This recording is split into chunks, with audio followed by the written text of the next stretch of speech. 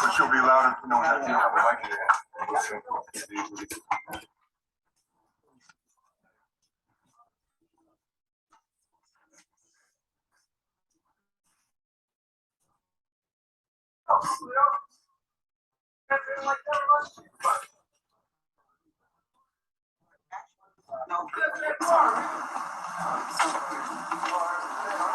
All right.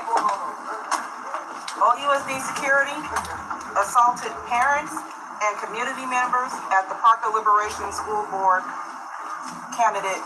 Oh yeah, and a school board candidate was unlawfully detained. Multiple activists have sustained injuries. Okay, so this happened yesterday, Friday, August 5th, at 12 noon. Okay, so yesterday, Oakland Unified School District, OUSD, acting at the direction of Chief Governance Officer Josh Daniels and Superintendent Kyla Johnson-Chamel, sent a group of OUSD security officers to change the locks and clear people from the community-liberated Parker Elementary School in East Oakland, California. For the last 2 months, a group of parents, children, and public school community members have reclaimed the space, which as of February 2022 was slated to be closed and privatized by OUSD. The security officers physically ejected several people and unlawfully detained one parent in the building in handcuffs, injuring the parent in the process. Within 2 hours, nearly 60 people from the public education community and neighborhood without a single demand let go of this parent. After an hour, OPD arrived with 4 officers. As they opened the building, the group of people who were amazed outside entered the building and were met with excessive force by the OUSD security forces. More than 10 people sustained minor to moderate injuries and 2 people went to the hospital for treatment. Although the Parker School Liberation organizers knew that OUSD might raid the property in an attempt to continue their privatization efforts, we are shocked that the district would fail to give notice that an eviction was impending, or to warn the people in the building of an imminent physical attack by their security forces. It was unthinkable that the district would send a group of poorly trained security officers to injure, aggress, and antagonize a peaceful community where children were receiving services. Located in a predominantly Black and brown neighborhood of East Oakland, which already experiences disproportionate police violence. This attack comes in addition to the first act of violence from OUSD to the Parker Elementary community.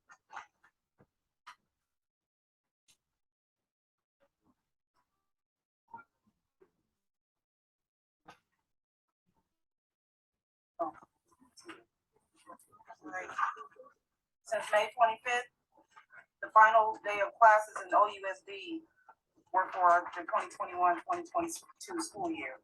Parents, teachers, students, and community members have been engaging in a 24/7 occupation of Parker K-8 School, reclaiming it as Parker Community School. Organizers have held the space in protest of OUSD's racist closure plans, in service to the surrounding community, and in celebration of the power of the people united.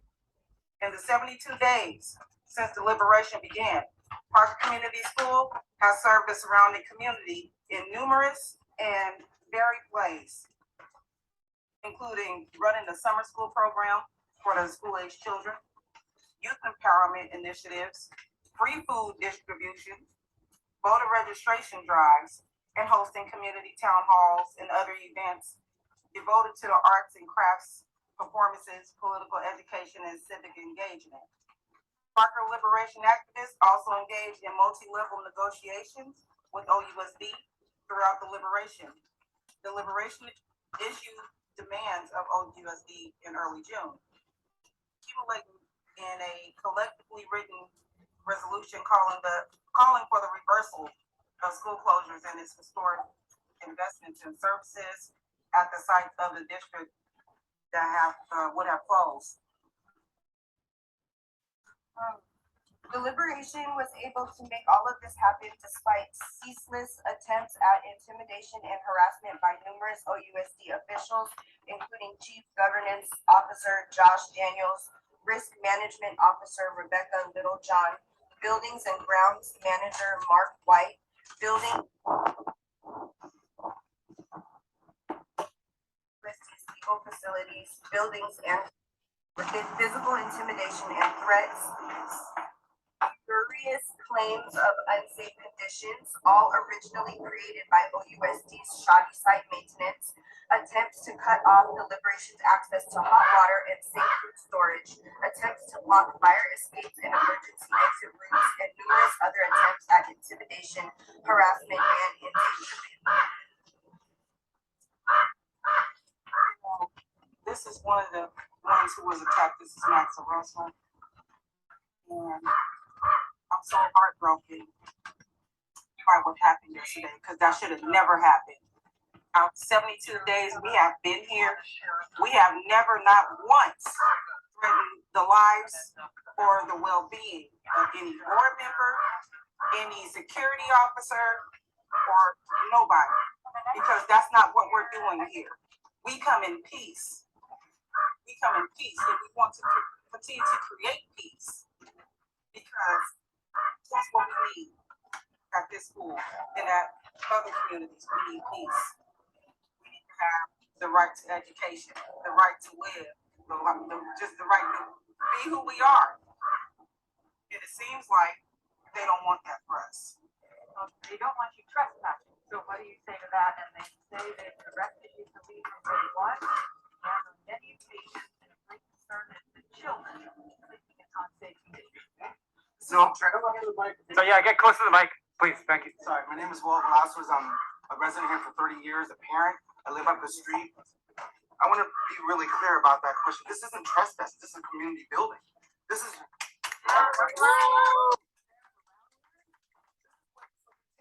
This building has almost been here for 100 years.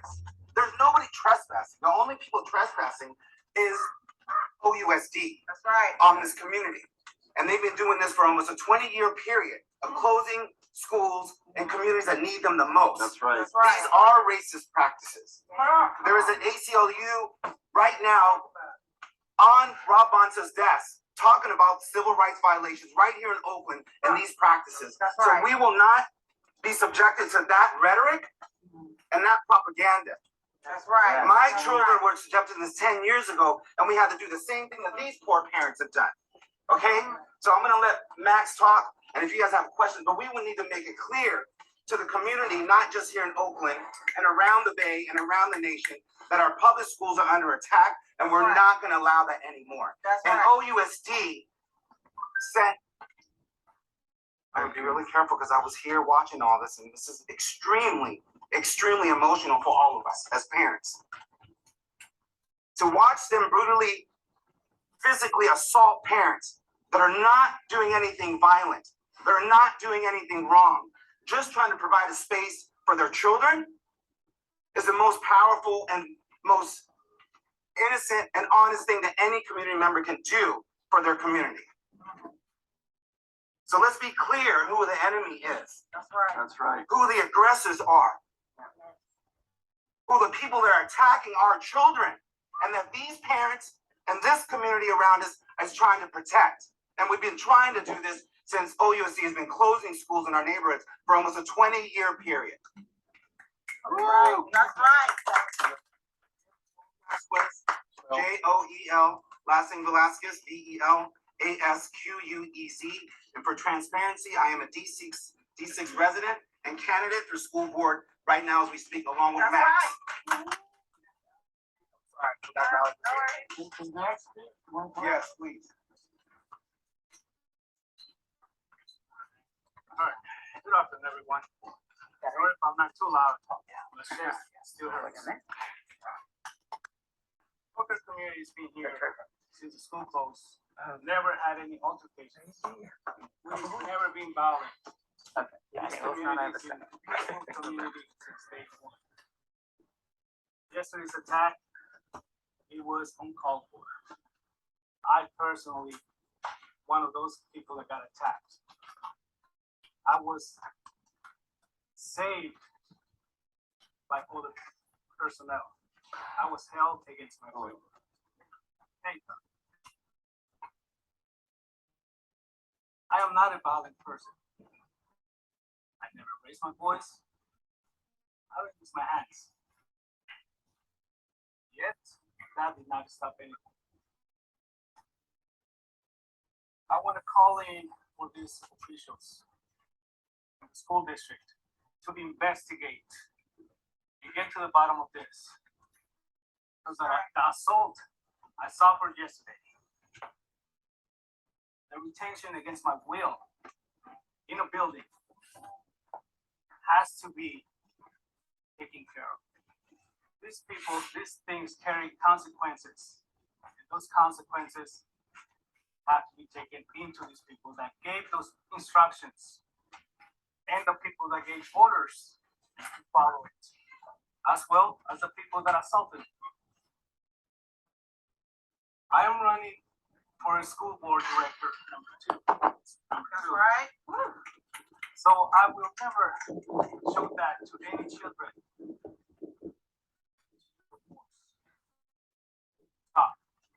A speech. We've been given a speech, a way to talk and communicate. We've been doing this with the district. We've been trying to talk to the district. They have not heard us. So I do call on all these high officials on the school district to investigate what happened to me yesterday and to prosecute and show consequences to these people. And like I said, I can't talk too much, so I'm still in pain from this. Start your first lesson. Max Orozco, M-A-X, last name Orozco, O-R-O-Z-C-O.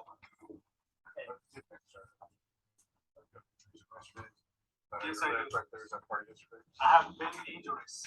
This is one of the visible injuries. So when they were arresting you or attacking you or whatever, what did they say they were, why they were doing it? I cannot get into details.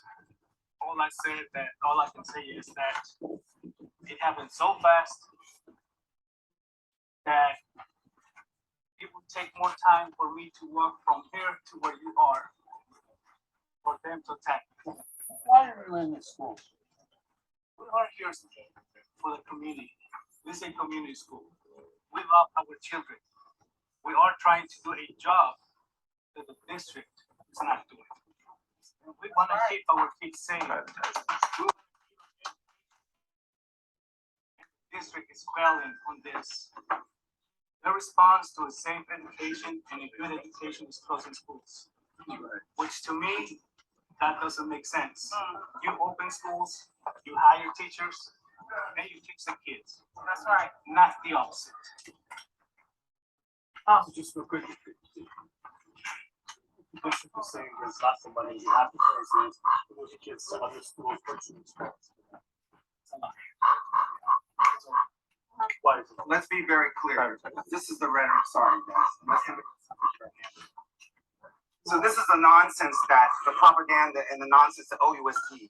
And let's take one step back. We live in the state of California. The state of California has a $90 billion surplus right now.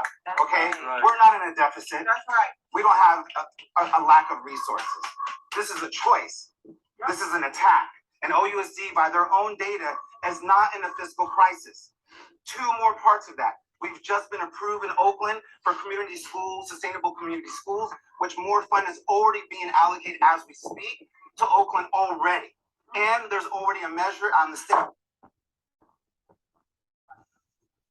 So that is nonsense. OUSD is not in a fiscal crisis, and the community, not just here in Oakland, but nationally, need to stop saying that and believing that nonsense. Okay? We should have the best schools in the nation because we have the #1 economy in the nation. Period.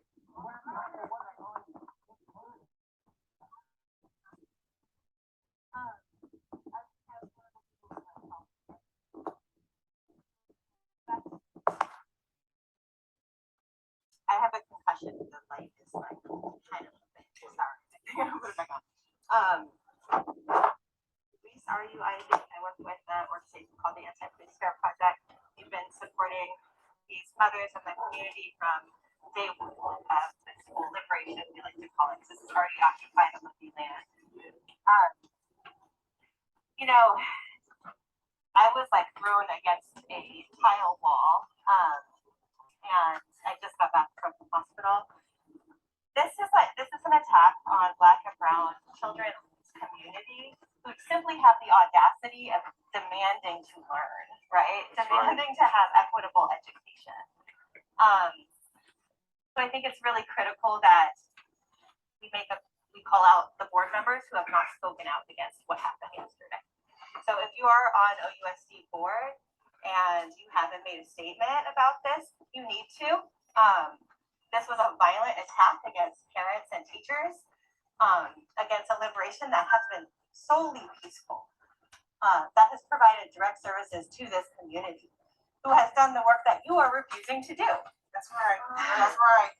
So to be met with such extreme brutality that put at least three of us that I know about in the hospital, that beat and bloodied folks, I'm pissed, honestly, I'm pissed. And not just that security, right? Because the blame needs to also lie with Josh Daniels,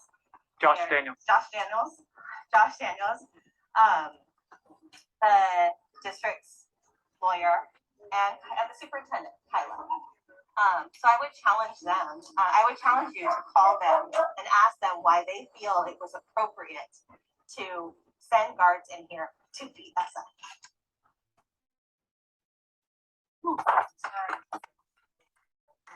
Of what this is about, and I wanted Rebecca and anyone else who wants to speak to talk about this. But let's be really clear. OUSD keeps saying closing schools. They're not closing schools. They're replacing them with charter schools. Say that. Right. Okay? Let's be clear. They've closed. They've been replaced by charter schools that have no public oversight, that take public funding and create a profit for those entities, for those school sites. The parents and the students and administrators at those sites are not adversaries.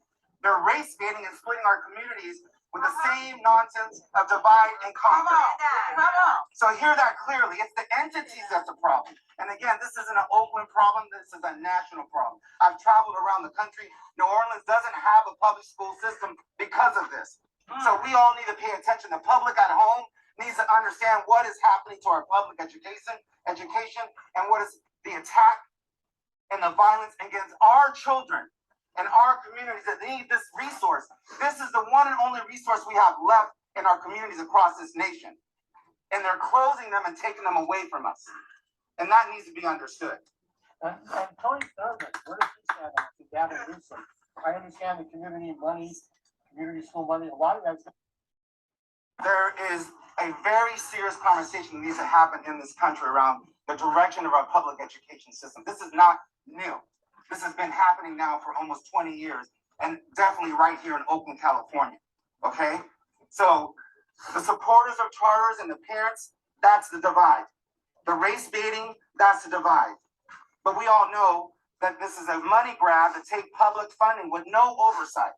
There's a reason why we have school board members running right now to be the voices of the community, because that's the way democracy's been set up. In a charter school system, that does not exist. Let's be clear. So we lose control of our public education system. Let's do that again. Lose control of our public education system. And it's a hard thing to understand. Why should we understand? Because it is the core of our society right now. That's right. This is where we educate our entire community across the nation. This is where resources are supposed to go in. This is where support for our parents and our families that are working 24/7 are supposed to be. And you're telling me that we're supposed to allow that to be taken away from us? No way. That's right. We're done. It's not happening in Oakland, and it will not continue from this point forward. The school district will be held accountable. Or whatever it is to take. The school board will be notified. Okay, let's be clear. District 6 has no rep. Kyra that was appointed because she supports charters and privatizing our education system is sitting in that chair right now, hasn't reached out to any of us. So no one. She does not represent the community. So I'm gonna park it here. She ain't here. Was there somebody else that was injured or? I was just gonna say something real quick to that exact point. Thank you so much, Brother Noel. So my name is Valerie Batchelor. I'm a D6 resident here, and I was here during the struggles that happened here in our community. And I just want to make that point really clear. There were 3, 4 folks that were running for office here for the district positions. And one of our members that is currently on the board, where is Kyra? Where is she? Right? She was nowhere to be found. We have asked her repeatedly to talk about this during the board retreat right now, and nothing is happening. No one is being held accountable. No one is asking the questions that we need to be asked about this situation. Board members didn't even know this was happening. We called Ben Cedric, he had no idea. We talked to Mike, he had no idea. Who did this, right? Who talked to folks about coming down here and violating these spaces in our community? We are here with love and empathy for our community, and we were violently attacked for trying to go back in and occupy our spaces. This is not okay in Oakland, it is not okay in California, and it is not going to stand. We need to take a stand right now, and this is what our community is doing. So our brother here who got hurt, come on. We are better than this as a community. We are better than this as a people. We've got to make sure that our public spaces are not filled with violence. And I'm talking about the white supremacist violence of our district. We got to be really clear about that. They are closing these schools. Karl Muck is on that list next, right? How many black and brown kids go to Karl Muck? How many of those folks are SPED students that they will not be included in our charter school system? Right? Come on. Right? We can't push and push and push people out of this district. We can't keep pushing our public education away and charterizing it and privatizing it. We got to make sure that our public education stays public, and that means electing board members that are about public education and want to support public education. So I'm going to leave it to other folks who want to speak. Where's the OEA union? Where are they standing? We don't count that. Can you tell us Right now? right now? How many people? No, we cannot. But anyhow, while we're talking about public education, I need everybody to put this on their mind. My ancestors, my people, they have marched, they have fought, they have died in the streets like dogs, just so we can go to school, Right. and get the public education that we need. Martin Luther King and all those people who marched, they didn't die for charter schools. I'm gonna tell you that now. The Little Rock 9, those 9 people that went into that public school, they didn't go into a charter school. They didn't get beat up and called names and all that stuff for no charter schools. It was for public school. So we can have the right to be educated as well as everybody else. And for them to close schools, our communities, the schools that my ancestors and the people in the civil rights movement have fought for is a setback. And we will not stand for that. We will not stand for anybody closing any more schools in our communities. We will not stand for gentrification. We will not stand for modern day colonization, because that's what this is starting to come down to. And then the biggest enemy and the common enemy that we all have is capitalism. Starters make money. The rich versus the poor. So the developers want this land? Of course they do. They want other stuff around here too. That's why they have been pushing us out. They start with closing the schools, and then they start raising up the rent and the cost of living, and that forces everybody up out here. It don't matter how good of a job you got. I have a good job. I'm a bus driver. I make $36 an hour, but I'm up here struggling with my kids, trying to pay some doggone rent and trying to make sure they go to school. And I get up at 4:45 in the morning. How is this connected to the Howard Street Terminal project? I don't know anything about the Howard Terminal Street project. I understand, but I was like, I don't know nothing about that.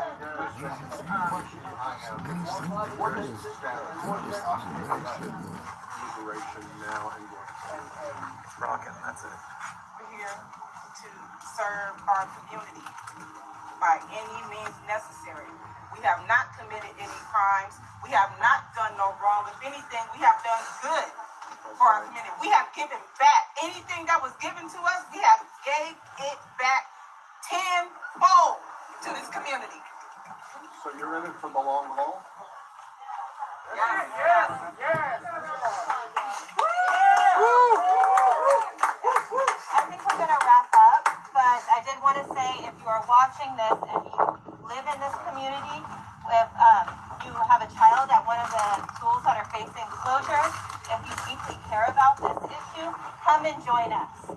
Come and join us. We're in solidarity with other schools facing closure in this community, and we have a space for you here. Thank you.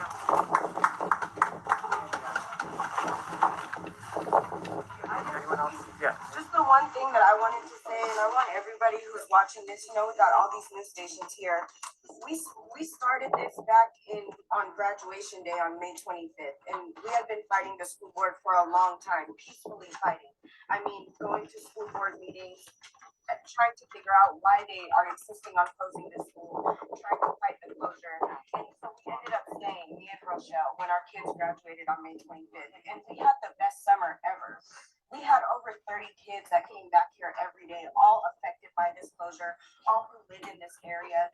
That's what we did it for, was to have something nice. So to show up and to see 5, 6 huge security officers drag him in there and then be in for over an hour, that's scary.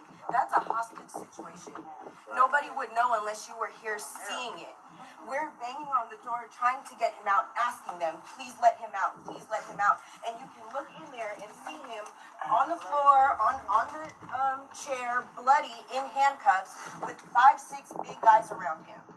That's really terrible. This is a school. This is a school that 2 mothers and some other parents and community members are trying to keep open. There's no reason that there should be a hostage situation with somebody bleeding on the floor. That's right. That's right. That's right. Thank you, everyone.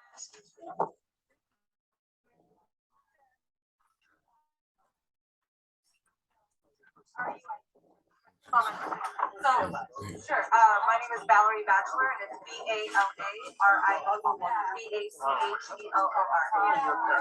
I am not a parent, I'm a resident here in the district, and then my husband is a teacher at my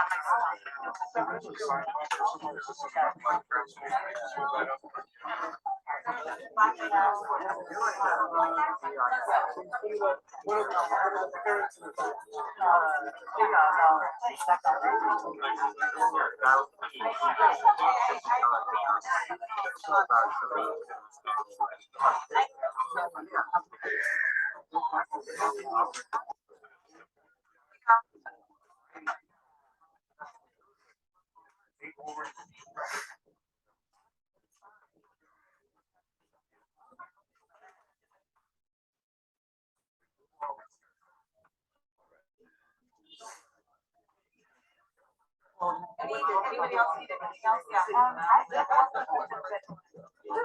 For me or in general?